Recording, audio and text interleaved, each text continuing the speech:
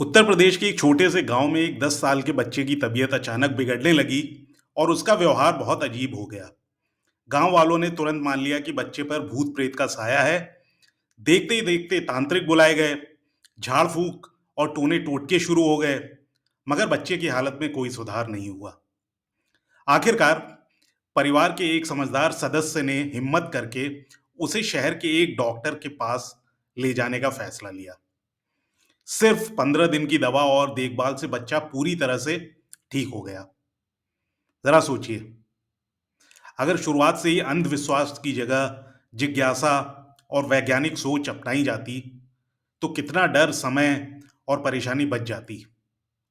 ये घटना हमें यह भी दिखाती है कि सच्ची आध्यात्मिकता उस अज्ञात डर से उपजे अंधविश्वास में नहीं, बल्कि जिज्ञासा में निहित है। उस जिज्ञासा में जो हमें सत्य जानने, समझने और आगे बढ़ने का हौसला देती है। दुर्भाग्य से ऐसी घटनाएं हमारे समाज में नई नहीं है। 21वीं सदी के भारत में जहां एक ओर हम चंद्रमा तक पहुंच चुके हैं और विज्ञान टेक्नोलॉजी में दुनिया को टक्कर दे रहे हैं, वहीं दूसरी ओर आज भी करोड़ों लोग रोजमर्रा के जीवन में छोटे बड़े अंधविश्वासों को ढो रहे हैं। यह विरोधाभास सोचने पर मजबूर करता है। क्या कारण है कि विज्ञान के युग में भी डर और भ्रांतियों पर आधारित मान्यताएं इतनी गहराई से जमी हुई हैं? सबसे पहले समझते हैं कि अंधविश्वास वास्तव में है क्या।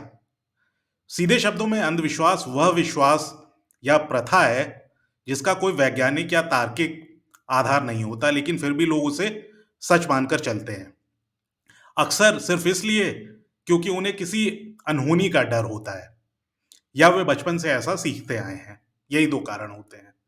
मिसाल के तौर पर कई लोग मानते हैं कि अगर काली बिल्ली रास्ता काट जाए तो अपशकुन होता है, या पश्चिमी देशों में शुक्रवार को नंबर 13 नंबर से लोग बचते हैं क्योंकि उसे अशुभ माना जाता है। भारत में कहा जाता है रात में नाखून मत काटो वरना दुर्भाग्य आएगा। चीन में 4 नंबर को मृत्यु जैसा उच्चारण होने के कारण कई इमारतों में चौथी मंजिल का नंबर ही नहीं दिया जाता। इस तरह हर संस्कृति में अलग अलग अंधविश्वास आपको मिल जाएंगे। देखने में बातें छोटी या परंपरा का हिस्सा लग सकती हैं, लेकिन जब इन्हें अटल सत्य मान लिया जाए तब फिर दिक्कतें शुरू हो जाती हैं। अंधविश्वास हमें बिना सवाल किए मानने की आदत डाल देते हैं, अनदेखे भय में जीना सिखा देते हैं और धीरे धीरे तार्किक सोच को खत्म कर देते हैं। आखिर ये अंधविश्वास आते कहां से हैं? असल में ज्यादातर अंधविश्वास अज्ञात के डर और हमारे मन की असुरक्षा से पैदा होते हैं। जब हमें किसी घटना या समस्या का सच नहीं पता होता तो हमारा दिमाग उसकी उसके रीजंस को कल्पना से गढ़ लेता है और हम कोई भी कारण, चाहे भूत प्रेत हो या बुरा शगुन, सच मान लेते हैं ताकि लगे कि हालात पर हमारा कुछ नियंत्रण है। उदाहरण के लिए पुराने जमाने में रात में रोशनी कम होने के कारण नाखून काटना खतरनाक माना जाता था। यह एक व्यवहारिक सलाह थी जिसे समय के साथ रहस्यमय अपशकुन का रंग दे दिया गया। सूर्य या चंद्र ग्रहण के दौरान खाने पीने से मनाही भी इसीलिए थी क्योंकि उस दौर में वैज्ञानिक समझ नहीं थी और लोगों को डर था कि उस समय खाने पीने से बीमारी हो सकती है। तो डर के कारण इसे धार्मिक नियम बना दिया गया। देखिए, लेकिन आज साइंस डेवलप हो चुकी है और साइंस हमें बताता है कि ग्रहण के समय भोजन करना पूरी तरह से सुरक्षित है।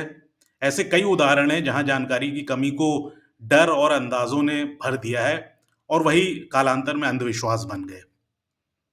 अब सवाल उठता है कि आध्यात्मिकता आती कहां से है और क्या अंधविश्वास और आध्यात्म एक ही चीज है? बिल्कुल नहीं। देखिए, सच्ची आध्यात्मिकता का अंधविश्वास से कोई लेना देना नहीं है।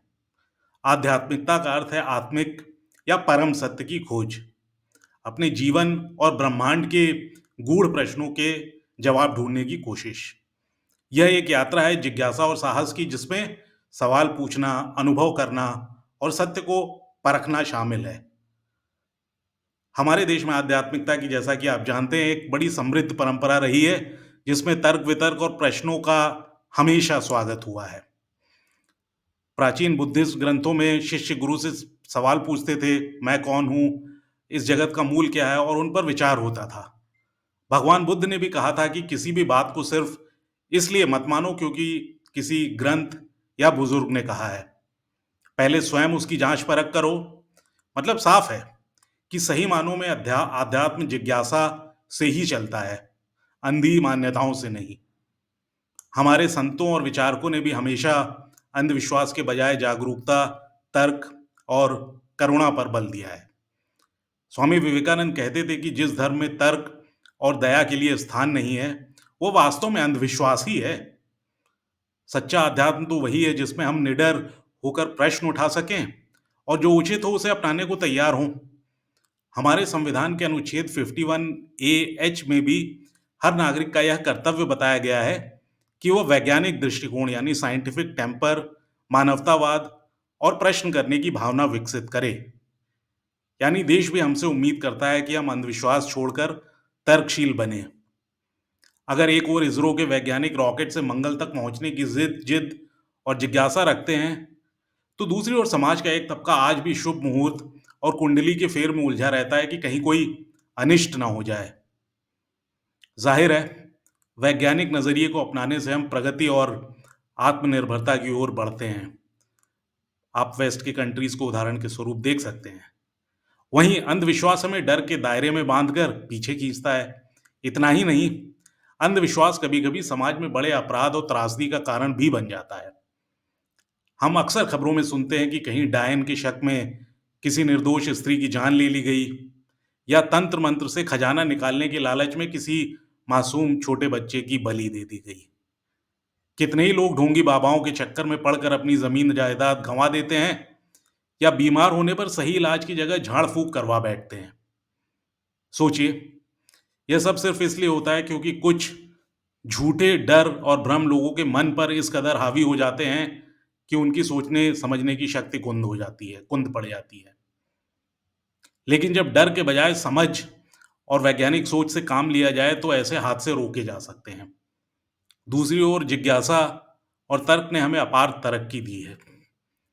हमारी सभ्यता की हर नई खोज और आविष्कार के पीछे किसी न किसी का सवाल पूछना और जिज्ञासु होना था।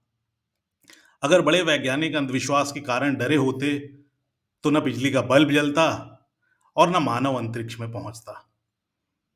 न्यूटन ने अगर पेड़ से गिरते सेब को देखकर यह मान लिया होता कि कोई भूत फल गिरा रहा है, तो गुरुत्वाकर्षण का सिद्धांत कभी सामने ही नहीं आता।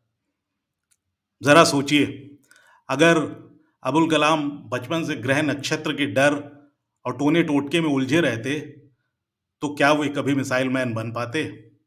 अगर आइंस्टाइन, न्यूटन, मैरी क्यूरी या सीवी रमन जैसे लोग अंधविश्वास के चलते नए प्रयोग करने से डर जाते, तो शायद आज हम विज्ञान की इतनी प्रगति नहीं देख पाते। सच तो यह है कि नए आचार विचार जिज्ञासा से जन्म लेते हैं, प्रगति संदेहों और प्रश्नों से पनपती है, और अंधविश्वास इन दोनों का गला घोट देता है। इतिहास गवाह है कि जिन समाजों ने खुली सोच और सवालों को जगह दी, उन्होंने विकास किया, और जहां सवाल पूछना पाप समझा गया, वहां ज्ञान भी ठहर गया। आज सूचना के जमाने में ज्ञान की कोई कमी नहीं है, लेकिन अफवाहों और भ्रम की भी भरमार है। ऐसे में तार्किक सोच और खुले दिमाग की अहमियत और बढ़ जाती है। माता पिता और शिक्षकों की जिम्मेदारी है कि वे बचपन से ही बच्चों में प्रश्न करने और सत्य को परखने की आदत डालें। जब बच्चे क्यों पूछते हैं, कई बार बड़े उन्हें डांट कर चुप करा देते हैं, और यहीं से उनकी जिज्ञासा दबने लगती है और आंख मूंद कर मानने की आदत सी पड़ जाती है। अगर बच्चों को डांटने के बजाय उनके हर क्यों का जवाब धैर्य से और आसान शब्दों में समझाया जाए, तो वे अंधविश्वास के बजाय तर्क पर भरोसा करना सीखेंगे। नोबेल पुरस्कार विजेता कैलाश सत्यार्थी ने भी कहा है कि हमें बच्चों को मानसिक बेड़ियों से बचाना चाहिए, और अंधविश्वास ऐसी पहली बेड़ी है जो उनके कोमल मन पर पड़ जाती है। यानी अगली पीढ़ी को डर नहीं बल्कि जिज्ञासा और साहस की शिक्षा देना हमारा फर्ज है। और अंत में, भय पर जिज्ञासा को तरजीह देना ही सच्ची समझदारी है। प्रसिद्ध दार्शनिक बर्ट्रैंड रसेल ने कहा था, देखिए, डर अंधविश्वास का मूल है और भय पर विजय बुद्धि की शुरुआत। इस कथन में गहरी सच्चाई छिपी है। सच्ची आध्यात्मिकता का मार्ग भी डर और अज्ञान के अंधेरे से नहीं बल्कि ज्ञान की रोशनी से होकर जाता है। आध्यात्मिक होने का मतलब हर बात में चमत्कार ढूंढना नहीं, बल्कि हर अनुभव को समझने की चाह रखना है। जब हम अंधविश्वास की बेड़ियां उतार फेंकते हैं, तो महसूस होता है कि धर्म और विज्ञान विरोधी नहीं, बल्कि सत्य की ओर ले जाने वाले दो रास्ते हैं। इसलिए अगली बार जब कोई आपको बिना सोचे समझे किसी अंधविश्वास पर चलने को कहे, तो विनम्रता से पूछिए क्यों, और अपने विश्वास को तर्क की कसौटी पर परखिए। डर को नहीं, ज्ञान को अपना मार्गदर्शक बनाइए, ताकि हमारा समाज और देश उन्नति कर सके। तो आइए हम सब भय की जगह जिज्ञासा को चुनें, अंधविश्वास से ऊपर उठकर सच और ज्ञान की ओर कदम बढ़ाएं, क्योंकि सच्ची आध्यात्मिकता जिज्ञासा में ही निहित है, न कि उस डर में जो अंधविश्वास से पनपता है।